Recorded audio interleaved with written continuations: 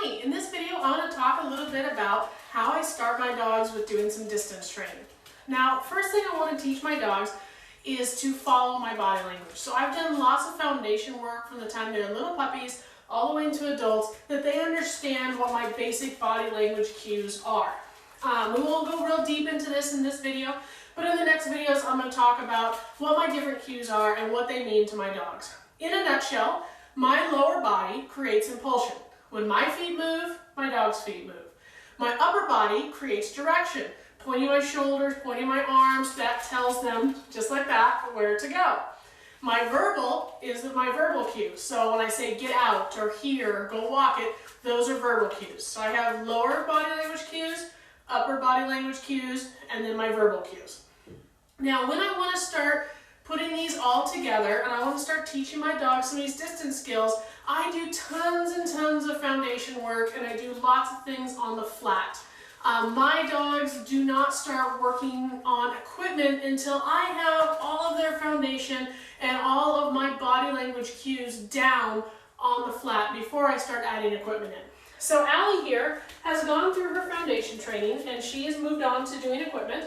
But she's going to be my demo dog to kind of show how I start the beginning steps of teaching my dogs what out means and what it means for them to move away from me. Here I have a cone, but you can use a gate, you can use a barrel, you can use a trash can, a tree, anything that your dog can go around. Basically, I want something that my dog will drive to and go around. Now, why do I use a cone or a barrel or a gate or anything like that and not use, say, jumps or hoops or a tunnel? I will as my dog progresses, but in the beginning I don't want my dog to be focusing on going to a piece of equipment. I want my dog to focus on, here's my body language and this means this certain cue, this means out, this means here. I want them to focus on that and not get drawn in by driving to a tunnel or driving to a dog walk, because then some of our body language cues are going to get a little muddled. And are we actually teaching our dogs that this means out, or are we teaching our dogs to run to a tunnel? So I want my dogs to really understand these foundation cues and everything on the ground with no equipment before I will take this and move to equipment, which is what we will discuss in further videos that will be coming in 2016. So when I start, I have treats in my hand right here. So I have this really tight fist so I can keep them all together. Usually I have a little bag I can put them all in.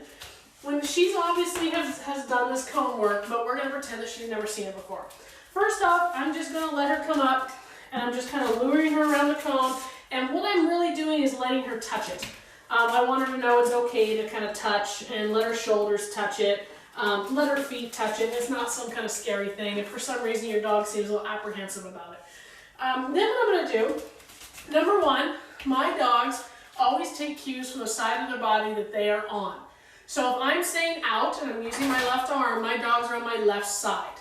If I'm saying out and I'm using my right arm, my dogs are on my right side. I always use the arm and leg closest to the dogs to signal a cue. So when I start teaching this cone, I'm going to have her on my left to start with. You sit. Okay. And I'm going to signal her. I'm going to lure her around the cone a couple times just to get her used to this body language. And I'm going to be signaling with my left leg, my left arm. No. Sit. Good. So I'm going to take a step towards the cone and then just kind of lure her around it. Very nice. Good. Let's try it again. Oh, stop it. Come. Sit. Wait. Good. And as you can see, she already knows it. But do this step with your dog a few times until your dog really starts kind of looking for that cone. Once you see your dog looking for that cone and they're looking for something to go around, now we can start backing up a little bit and working a little bit of distance. Just like that, like her going and looking for that cone. That's kind of what we want to see right now. So I'm going to ask her to sit again. Again, I'm going to take a step with my left leg. I'm going to put my left arm out to signal that I would like for her to go out around the cone. Sit. Out. Good. Yeah. Come here. Sit. Wait. Nope. Wait. Well done. Out. Yes. Good. Now as your dog